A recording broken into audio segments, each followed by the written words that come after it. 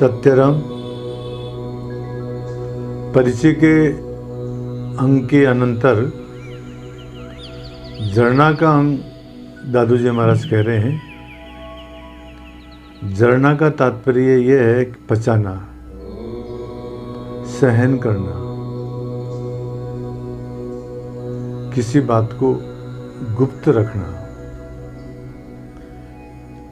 बात को प्रकट नहीं करना।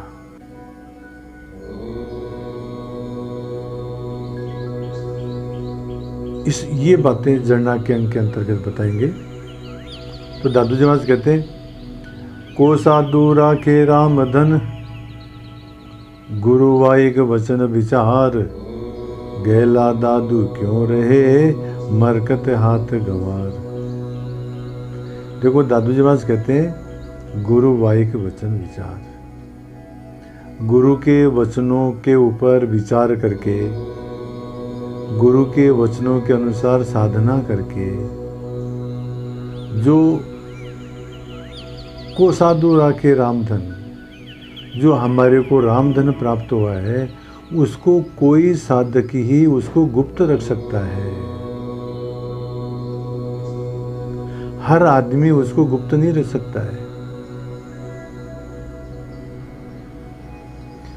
उदाहरण के लिए कहते हैं, गैला दादू क्यों रे मरकत हाथ गंवार। जिस प्रकार से मान लो किसी गंवार आदमी के हाथ में मरकत मणि मिल जाए तो उसको अल्प मूल्य के अंदर ही वो बेच देता है। उसको इस बात की मरकत मणि की महिमा का, मरकत मणि की मूल्य का उसको पता ही नहीं है, इसलिए वो उसको सस्ते में बेच देता है। इसी प्रकार से गैला दादू क्यों रे मरकत हाथ गंवार, इसी प्रकार से महाराज जो मूर्ख आदमी है, जो गंवार आदमी है, जो बावले हैं, उनको रामधन पछता नहीं है। देखो महाराज, जब रामधन प्राप्त होता है तो उसमें रिद्धि सिद्धि करामात ये भी प्राप्त होती हैं, तो वो उनको अपने पास में रख नहीं पाता है महाराज। और वो उनको प्रदर्शन के चक्कर में, थोड़ी बहुत भेंट के चक्कर में, अपनी प्रतिष्ठा के चक्कर में वो जो रामधन जो प्राप्त हुआ है उसको जो है वो इसी प्रकार से व्यर्थ में खो देता है। तो कहते हैं कि मतलब परमात्मा का जो परिचय हुआ है, परमात्मा का जो साक्षात्कार हुआ है, उसको को साधु राखे रामधन, कोई आदमी उसको पचा सकता है। हर आदमी के बस की बात नहीं है।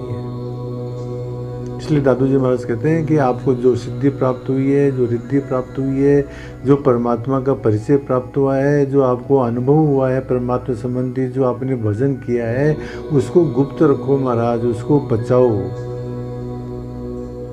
ये बात कह रहे हैं दादू जी महाराज।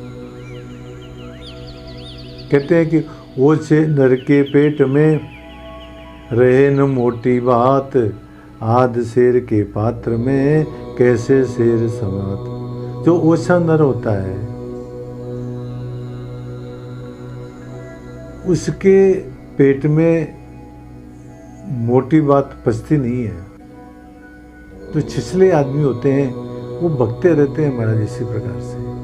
जो गंभीर नहीं है वो इसी प्रकार से बातें कहते रहते हैं। उदाहरण के लिए कहते हैं कि जैसे आधा शेर का पात्र हो, उसमें एक शेर वस्तु कैसे आएगी। जिस प्रकार से आधे शेर के पात्र में एक शेर वस्तु नहीं आ सकती है, इसी प्रकार से जो ओछा नर है, जो छिछला नर है, उसके पेट में बात खटाती नहीं है महाराज। दोनों के ऊपर उदाहरण है महाराज। गैला दादू क्यों रे मरकत हाथ गंवार। एक तो इस बात का उदाहरण है झरना जो रखता है उसके ऊपर। एक महाराज राजा का नौकर था। राजा को खरगोश का मांस खाने का बहुत ज़्यादा शौक था, तो वो नौकर राजा के लिए खरगोश लेके आता। एक दिन उस नौकर ने सोचा कि इस खरगोश में ऐसी क्या बात है कि जो रोजाना राजा मंगाता है। तो एक दिन उसने क्या किया कि खरगोश की एक टांग तोड़ करके खा गया और निश्चय किया कि यदि राजा पूछेगा कि एक टांग कहाँ गई तो मैं क्या कहूँगा कि ये तो 3 टांग का ही था खरगोश। लेके गया राजा के पास में, 3 ही टांग थी खरगोश के। तो राजा ने पूछा कि इसकी एक टांग कहाँ गई, तो वो क्या कहता है इसकी तो एक ही टांग थी, 3 ही टांग थी इसकी। तो बहुत त्रास दी, बहुत पिटाई करी, बहुत प्रकार से उसको दंड दिया, परंतु उसने तो साहब कहा कि इसकी तो टांग 3 ही थी। जब इस प्रकार की घटना हो रही थी तो वहाँ पर एक साधु भी थे, उन्होंने जो है उसको अपना शिष्य बना लिया। उन्होंने कहा कि मतलब ये झरना वाला व्यक्ति है, इतनी त्रास सहने के बाद भी ये इस बात को स्वीकार नहीं कर रहा है कि मतलब 4 टांग थी। ये एक झरनावान साधक बन सकता है, ये सोच करके उसको शिष्य बना दिया। ये झरना का उदाहरण है। और दूसरा उदाहरण है गेला दादू क्यों रे मरकत हाथ गंवार। एक बार एक साधु था, तो एक जाट के यहाँ पर गए, जाट ने भोजन करवाया, सेवा शुश्रूषा की, साधु को दया आ गई। उन्होंने क्या किया कि एक जड़ी को चलम के ऊपर रख करके, तंबाकू में मिला करके चलम के ऊपर रख करके, और उसको कहा जाट को कि अल्लाह इसको खींच, सुलगा दिया कि खींच। तो जो ही उसने चलम खींची महाराज जाट ने, उसको ज्ञान हो गया और वो कहने लगा देखो वो अमुक देवता उधर जा रहा है, देखो वो अमुक आदमी यमदूत जो है उसको लेने के लिए जा रहे हैं। ऐसे वो चलम पीने के तुरंत बाद चिल्लाने लगा। तो साधु ने सोचा कि ये तो योग्य नहीं है। फिर दूसरी जड़ी रखी और कहा कि इसको खींच, और वो जो सिद्धि दी थी उसको जो उन्होंने वापस ले ली। तो अनधिकारी था जाट, इसलिए बकने लग गया। चलो अस्तु, कुल मिला के दादू जी महाराज कहते हैं कि गुरु के वचनों को विचार करके, गुरु के बताए हुए मार्ग के ऊपर चल करके जिन्होंने परमात्मा को प्राप्त किया है, जिन्होंने परिचय प्राप्त किया है, तो महाराज उस बात को किसी को बताना नहीं चाहिए, उसकी जड़ना रखनी चाहिए। ये बात इसमें कहते हैं। और कहते हैं दादू जी महाराज, मन ही माही समझ कर, मन ही माही समाए, मन ही माही राखिए, बाहर कहने जनाए।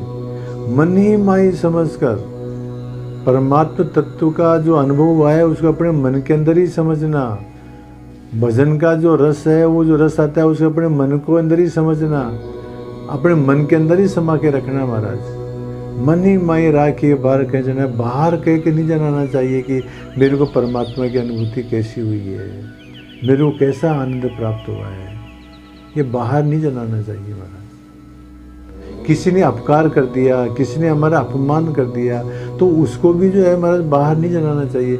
महाराज अपमान तो हो ही गया, आप अपना अपमान दूसरे को कह करके, अपनी बेइज्जती दूसरे कह करके खुद की बेइज्जती क्यों करवाते हो। तो जो कुछ भी मान, अपमान, सम्मान, अनुभूति हमारे को हुई है उसको अपने मन के अंदर ही रखना चाहिए, प्रकट नहीं करना चाहिए। छोटा सा दृष्टांत है, एक मोहम्मद और आयशा एक बार एक मकान में किराए पर रहे। ऊपर किराएदार थे, ऊपर मकान मालिक रहता था, नीचे वो रहते थे। वो मकान मालिक की जो स्त्री थी वो रोजाना रुई को गंदी करके और नीचे डाल देती। नीचे मोहम्मद साहब रहते, तो उन्होंने आयशा से कहा कि ये जो रुई जो ये ऊपर से डालती है गंदी करके, इसको तुम जो धो करके साफ कर लो, और जो सूख जावे तो बाद पर इसको काट करके और कुकड़ी वगैरह बना देना। 2-3 महीने बाद में, 6 महीने बाद में जब उन्होंने मकान खाली किया मोहम्मद साहब ने,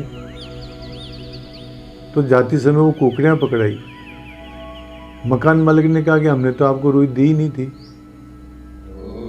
तो उन्होंने कहा कि ये आपके श्रीमती जी रोजाना नीचे रुई डालते गंदी करके, हमने उसको जो है हम रोजाना उसको उठा लेते, उसको साफ करते और उसको काट करके आपको दे दिया।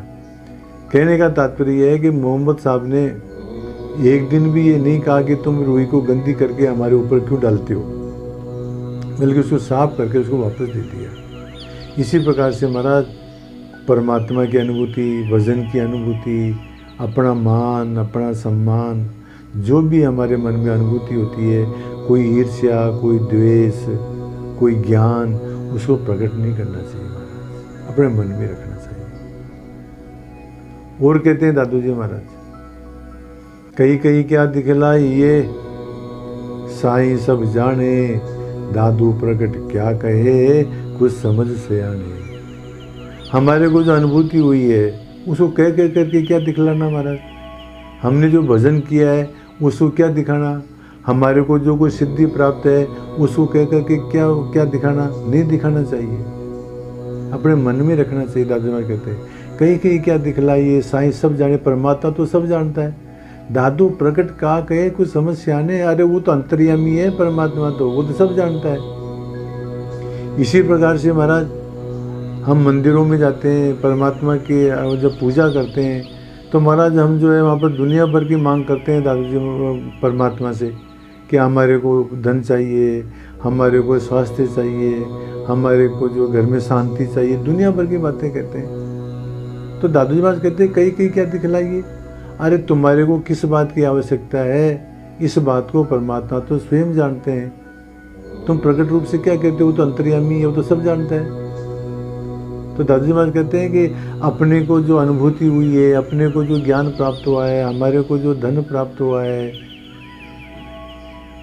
हमारे की जो इच्छाएं हैं, उनको प्रकट नहीं करनी चाहिए महाराज परमात्मा किसी के सामने। कहीं कहीं क्या दिखलाइए साईं सब जाने, दादू प्रकट क्या कहे कुछ समस्या नहीं। वो परमात्मा तो अंतर्यामी, वो सब जानता है। जो कहा गया पुण्य करिए सो नहीं कहिए, हमने कोई पुण्य किया है तो वो हमारे द्वारा नहीं कहना चाहिए। कई बार आदमी क्या कहते हैं कि मैं बद्रिकाश्रम में गया, मैं वहाँ पंखा लगा के आया, मैं वहाँ गया, मैंने वहाँ भंडारा किया, मैंने वहाँ मकान बना दिया, मैंने वहाँ पर अन्न क्षेत्र चला रखा है, हमने वहाँ पर जो है मेले में रसोई की। इस प्रकार से जो पुण्य जो करते हैं ना उसको कहना नहीं चाहिए। पुण्य करिए सो कहिए नहीं, पाप करिए प्रकाश, बल्कि हमने जो पाप करते हैं उनको प्रकट कर देना चाहिए कि मेरे से ये गलती हो गई। बल्कि हम उल्टा करते क्या है, पाप को तो उल्टा छिपाते हैं और पुण्य को उल्टा प्रकट करते हैं। यहाँ संत लोग कहते हैं कि पुण्य को तो छिपाना चाहिए और पाप को प्रकट करना चाहिए।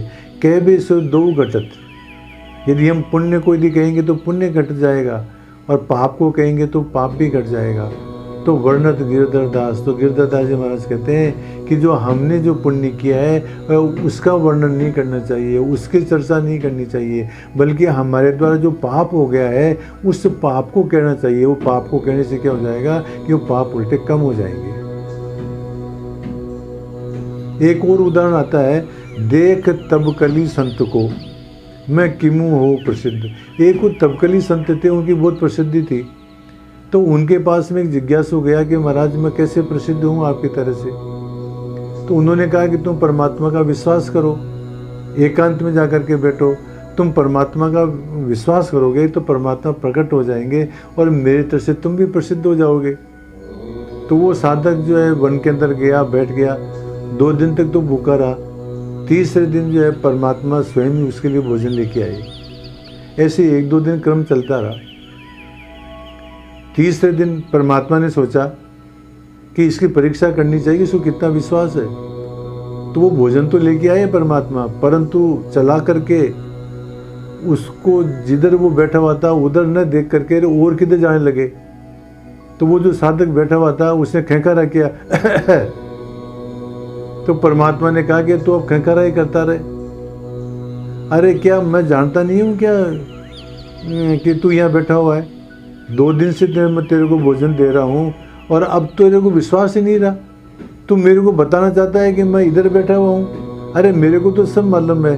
अब तू ऐसा कर कि जा करके और अपना काम कर, कमाई करके खा, तेरे को पूरा विश्वास नहीं है। तो कहने का तात्पर्य क्या है कहीं कहीं क्या दिखलाइए साईं सब जाने, दादू प्रकट का कहे समस्या ने। वो परमात्मा तो अंतर्यामी है, वो तो सब कुछ जानता है। इसलिए हमारे को जो कोई सिद्धि प्राप्त हुई है, कोई रिद्धि प्राप्त हुई है, कोई भजन का अनुभव प्राप्त हुआ है, कोई हम पाठ करते हैं, पूजा करते हैं, पुण्य करते हैं, इनको कह करके जलाना नहीं चाहिए महाराज। इस प्रकार से दादू जी महाराज इन साखियों के अंदर जरना के बारे में बता रहे हैं कि हमारे को जो परमात्मा की अनुभूति हुई है, हमने जो भजन किया है, हमारे को जो रिद्धि सिद्धि प्राप्त हुई है, हमारे को जो कुछ भी प्राप्त हुआ है, उसको जरना करनी चाहिए, उसको पचाना चाहिए, उसको छिपाना चाहिए, उसको प्रकट नहीं करना चाहिए। ये बात दादू जी महाराज इन साखियों में बताते हैं। सत्यराम।